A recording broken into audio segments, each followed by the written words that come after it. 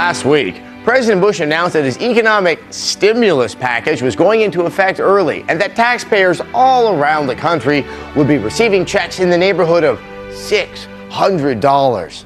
And for that, gamers around the country, thank you. Because a generation of gamers left behind can now afford an Xbox 360 or PlayStation 3, along with a copy of Grand Theft Auto 4. Because hell, let's face it, it's not like that kind of money is going to help you get a handle on your debt or deal with those skyrocketing gas prices. Your car's probably already been repoed. But what it can do is help you get your hands on that murder simulator that politicians love to hate. And you know what? You'll probably have enough money left over to buy some weed or booze or even a low-rent lady. And if you already have a PS3, a high-rent lady. So the next time you see someone high as a kite running over pedestrians, remind them to take a break and thank the president. Take this hideous sweater off. Coming up on X-Play, the latest Gears of War 2 footage and some adults-only action as X-Play investigates sex in video games. Plus, I go on location for your first look at the new World of Warcraft expansion, Wrath of the Lich King. X-Play starts right now.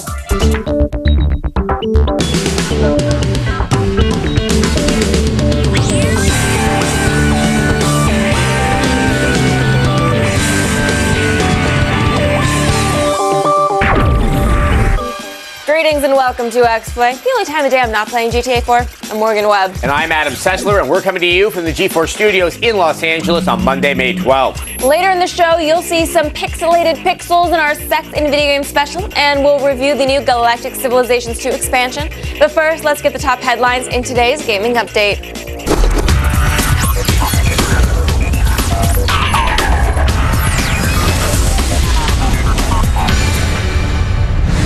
New Gears of War 2 campaign gameplay videos were released over the weekend by the game's design director Cliff Bleszinski and Epic Games. The game footage shows Marcus Phoenix battling the Locust with heavy weaponry and engaging in chainsaw duels while riding on top of a new transport vehicle called a derrick. In the video, Bleszinski also explains that Phoenix's goal is to deploy a new grind lift that will burrow into the earth and give the COG a chance to fight the Locust Horde on their turf. Be sure to tune in to X-Play tomorrow night at 8 for new Gears 2 news straight from the source with my exclusive in-depth behind the chainsaw interview with Cliff Bleszinski.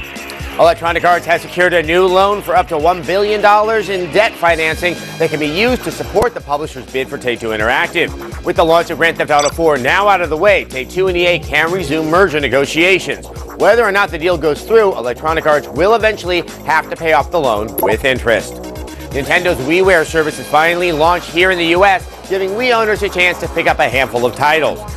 The games are around 40 megabytes in size, and prices will range between 500 and 1,500 Wii points. The WiiWare service is free to browse, so all of you Wii owners should check it out. And finally, new Banjo-Kazooie 3 screenshots leaked onto the web over the weekend. Rare, the game's developer, is expected to make a big splash at Microsoft's Gamers Day event tomorrow in San Francisco. So far, details regarding the game have been highly guarded, but a representative from Rare has stated that the game's gameplay mechanics are going to blow people away. Be sure to stay tuned to X-Play. We'll have all the announcements from tomorrow's event. That's it for today's gaming update. For more of the latest news, be sure to check out G4 On Demand or head over to our website, g4tv.com/xplay. But now, let's go over to Morgan, who's gearing up for level 80. Thank you. When the new expansion pack for World of Warcraft comes out, make sure you don't come between me and my computer. I'll be like a mother bear and her cub, destroying anyone in my path and occasionally snacking on salmon and crackers. I recently went to Blizzard to see Wrath of the Lich King and blew me away. Here's our preview.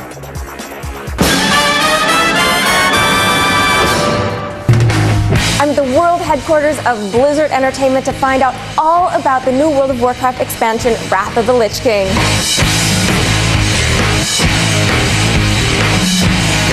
I'm here with Jeffrey Kaplan. You are the lead game designer for World of Warcraft. What are you most excited for in the new expansion, Wrath of the Lich King? Well, I think one of the most exciting features is going to be our new Death Knight class. It's the first time we've introduced a new class to the game since we originally launched. And the idea behind this is there's some kind of heroic thing that you have to do as a player in order to unlock it. And in this case, it's reach level 55. So if you have a level 55 player, then you'll be able to create our first hero class called the Death Knight, and it'll actually start at level 55. Okay, so the theory is if I have a character right now in my arsenal So level 55 or over, I can go out and I can buy Lich King, and that very second I get home, I can start playing with the Death Knight. Absolutely. How are the quests set up a little differently? I noticed the quests seemed a little bit more interactive when I was playing upstairs. Sure. Our quest team is virtually unchanged from Burning Crusade, and some of the people have worked on the original game as well, so they've been working on quests and know how to make quests better than they ever have before.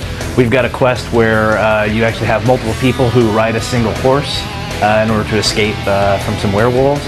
We also have a quest where you actually fly a plane and actually have to shoot down other planes. Let's talk a little bit about the dungeon system.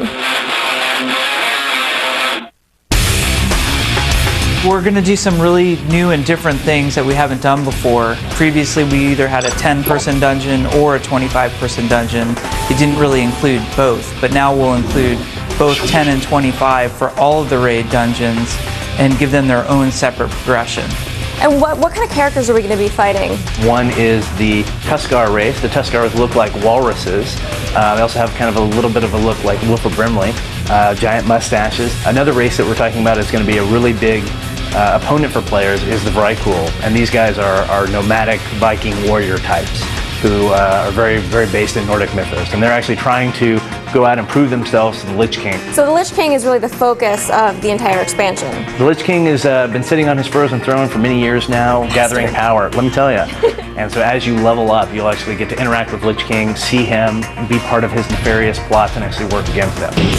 One of the things we're doing is planning out all of our patches in advance. So we already have an idea of what we're doing for our patch content. For example, the final crowning moment against Arthas will take place in Icecrown Citadel, which will be the final patch of the cycle. Is it going to be a big experience difference if you're playing Alliance or Horde? Having a different experience with Alliance and Horde is actually pretty important. So you'll have a lot of similar kind of threads to the story, but in terms of how you get there, it will be different how you arrive at the end. Cool. Yeah. I hate the Horde. This interview is over. The R-Type series has destroyed your patience for years, taunting you with waves of enemies and a lack of lives. In R-Type Command for the PSP, the pressure has been lifted. This game is a strategy RPG, and you don't need twitch reflexes to survive. Here's our review.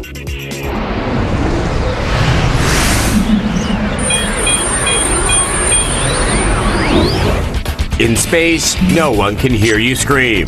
But if you've got a PSP, you can play R-Type Command, so it all balances out in the end. Say you've commanded an R-Type game in the past. You probably enjoyed the side-scrolling action. Well, that R-Type, like American Idol's relevancy, is long gone. This R-Type Command is a turn-based strategy game, and the main campaign has 30 missions. That's 10 times 3. Command a whole slew of fighters and take the battle against the dastardly Bido Empire. Obviously, your fighters will have different types or R-types of attacks to fool around with. The cutscenes try to give a more fleshed out view of the action, but they just get in the way. I'm here to battle. I don't need any fancy cutscenes. They cramp my style. The goal here is to protect your mothership from outside forces. Seems simple enough. It's not. It's a challenge. It's nowhere near as easy as America's victory in Iraq. But in the end, the reward will be worth it. R-Type Command is a solid turn-based game for the PSP. Will it change the world and the way we look at the world? No. That's crazy. It's a PSP game. A very good, very challenging PSP game. And even though it's turn-based, it's still got that classic R-Type attitude fans have come to expect. That's why we're giving R-Type Command a 4 out of 5. Coming up on X-Play, Kristen Holt has a new GTA 4 cheat that will make you the king of Liberty City in no time. Then, we go under the covers for a steamy look at sex in games in the raciest X-Play investigation yet. Plus, we review Galactic Civilizations 2, Twilight of the Arnor, the explosive new expansion from the people who brought you the smash hit Sins of a Solar Empire. You don't want to miss it.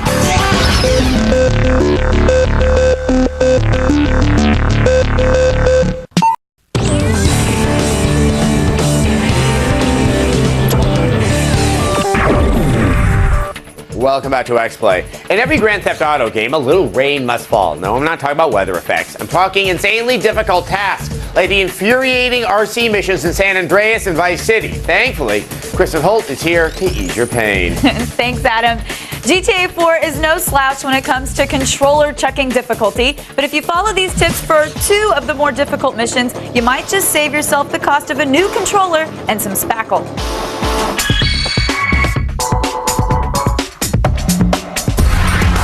What about them swings? Our first walkthrough is the mission where you have to steal a truckload of heroin from the Triads. After the cutscene where Phil fills you in on all the details, Take it from them. make your way over to the alley where the truck is located. You have arrived. You'll start off in a place where you can take the Triads by surprise. Since they're all standing around cars, a well-placed grenade will wreak some serious havoc. Take the rest out one by one and advance forward. As soon as you get a certain distance from the truck, it's gonna take off and you have to chase it on foot. Don't worry that all the Triads aren't quite dead. Just go. Once you reach the truck, you'll latch on, and the game will give you directions on how to pull an Indiana Jones and climb up while it's still moving. Smash the A button repeatedly to pull yourself up, then use the left stick to advance and keep yourself from falling off. It's not as hard as it looks. Once you make it up to the front, you'll automatically dispose of the driver. Then drop the truck off nearby, and you're done. Your uncle asked me to give you this wedding present. Yeah. In the next mission, Derek wants you to kill Aiden O'Malley. Just this last one. Please. Problem is, O'Malley's in police custody. Derek's brother Packy tells you to set up an ambush using a truck in a tunnel. There will be 2 arrows indicating how to park the truck. Take your time and kill all the cops. Get in the armored car with O'Malley in it and wait for Packy to climb in the back. Now comes the tricky part. You need to lose your wanted level. Head out of the tunnel and get to the nearest bridge. Cops will be flying at you until you get across the bridge. Oh hey look, Sarky's on! Ignore Mr. Sark's request to play Halo and keep going. Once you have more space to drive, you'll be able to ditch the cops. Then you'll be instructed to switch vehicles and take O'Malley to a quiet place where he can be easily disposed of.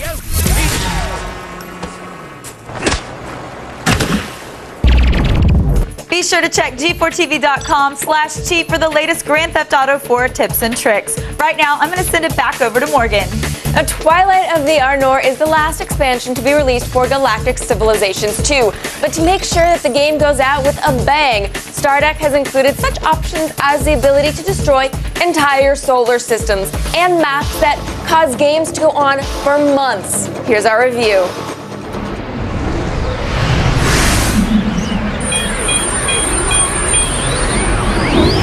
There are plenty of things you could do to pass some time, but who wants to enjoy the outdoors or complete court-mandated community service when there's a new expansion for Galactic Civilizations 2? Galactic Civilizations 2 Twilight of the Arnor is the new addition to this epic turn-based strategy series, and there are more new toys and features than you can shake a Death Star at. And your universe just got a whole lot bigger. The new maps are about 50% larger than before. But if you want to go nuts and expand on this expansion, the game offers 6 different editors for you to build your own scenarios. You can create everything from custom maps to your own technology trees. It's still the same 12 factions as before, but now with a lot more personality. The individual tech trees for each race really give each civilization a unique style. And ahoy! You also get a whole slew of new ships. And there's even a new way to win. If you build a space station on an Ascension crystal, you earn 1 point per crystal per turn. A mere 1,000 points later, you've won the game. Sure, it's a pretty long game, but it is possible. And can't the homeless ladle their own soup? It's bigger, it's better, and thanks to improved graphics, it's even prettier. And while we'd like to see multiplayer, this is still a must-have expansion for fans of the game. Galactic Civilizations 2 Twilight of the Arnor destroys 5 planets out of 5. When X-Play returns, we get between the sheets and make some innuendos for our special investigation on sex in video games. If you think your parents just heard that, say we're reviewing the next Left Behind game. Before we go, let's discuss something else your parents may not approve of. Code Monkeys, G4's hit animated comedy of 8-bit proportions, returns. The all-new second season starts June 1st. Go to g4tv.com/codemonkeys for the full story, and to tide you over till then, check out this sneak peek. These are very nice breasts, no? The collecting is a hobby of mine. Those are definitely sweet, but I want breast implants, like under my skin. What? Jerry, I'm tired of renting. I am ready to own. Give me the best boob job $200 can buy. Are those oranges? Yes, let's do this thing. The bandages must stay on for at least a week. And in that time, you must not squeeze your bosom oranges. Oh man, not even a little one? Absolutely not. They will be very tender. Caress? No. Fondle. Ow! What the That was fresh squeezed orange juice. Very delicious, yes? But please refrain from manhandling yourself. Here is your pain medication. I can get refills, right? If you dig this, then you dug this, cause I'm all about the nerd life, word life. If you dig this, then you dug this, cause I'm all about the nerd life, word life, yeah. G4X Play. Welcome back to X-Play. Sex and entertainment are a dicey mix. It doesn't matter if you're talking about music, movies, or books. It can often lead to controversy. In this X-Play investigation, we take a look at how coitus is handled in our favorite medium.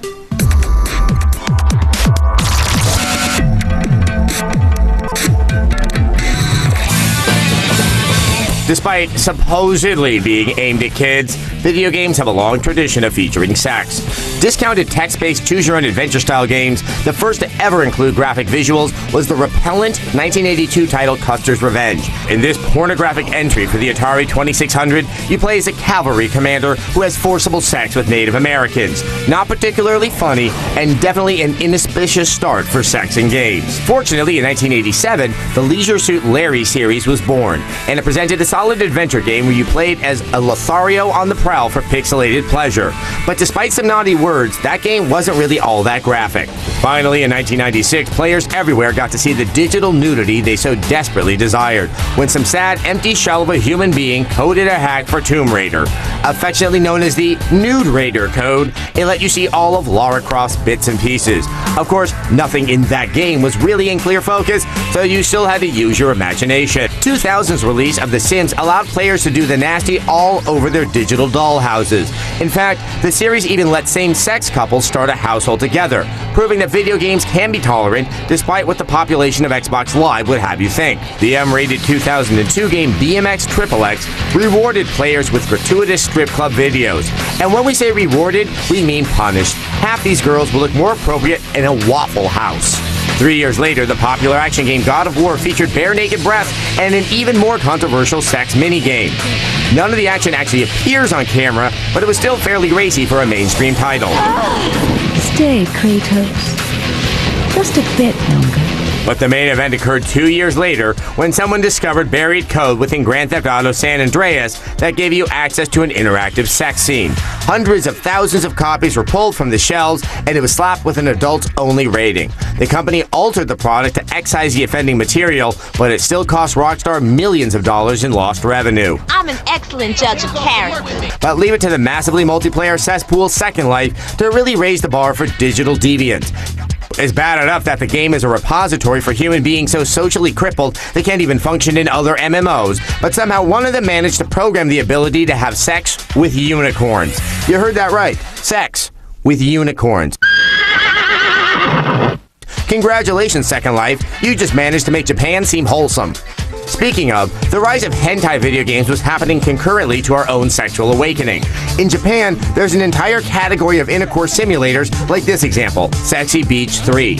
Often players can dress women up in whatever outfit they want and then proceed to take off that outfit and have awkward, unpleasant adult relations. But not everything is exploitative. Last year's Mass Effect featured a tasteful love scene that felt entirely organic to the game's storyline. Unfortunately, conservative nitwit bloggers somehow got wind of it and claimed that the game allowed you to, quote, engage in the most realistic sex acts ever conceived. We aren't sure what game they were playing, but despite being completely factually incorrect, the story was picked up by those paragons of journalistic integrity at Fox News. Fortunately for fans of common sense, developer BioWare never apologized or catered to those fanning the flames. Just call us humanity's best and brightest. And there's an even more recent example of sex in gaming. Newly released Grand Theft Auto 4 allows you to visit simulated strip clubs. You can sit back and watch the ladies slow dance the night away for you in thongs and pasties. If you aren't the germophobic type, you can even go into the back room and get a lap dance from one of these, lovely ladies.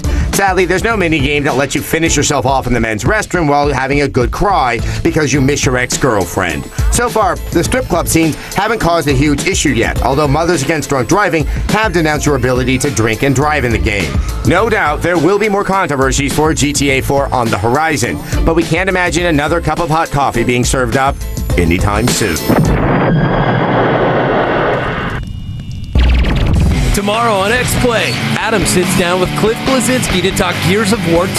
It's a brand new chainsaw gun-filled exclusive in-depth interview you don't want to miss.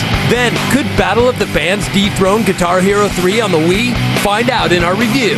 Plus, we do a little free running and go all access with the producer of Mirror's Edge, the explosive new parkour-inspired first-person shooter. All this and more at 8, only on G4. It's a big week for gaming, this week. Exactly. We're going to hear some stuff from Microsoft. And, well, it could be really big. I don't know yet. I haven't heard it yet. But I do get to talk to Cliff, and I got to say, that game looks so awesome. I can't wait to learn more. It does. It's great that they're not really resting on their laurels in that one. They're really improving, and they're doing a lot to kind of make the game a little bit better, and so that'll be good, and I'm very excited for that. It's a very big laurel they now have. And you're going to go check out a lot of stuff, and you're going to come back and tell us all about it, so you're going to have to watch. Do not miss the Gears 2 interview. All right. We'll see you next time.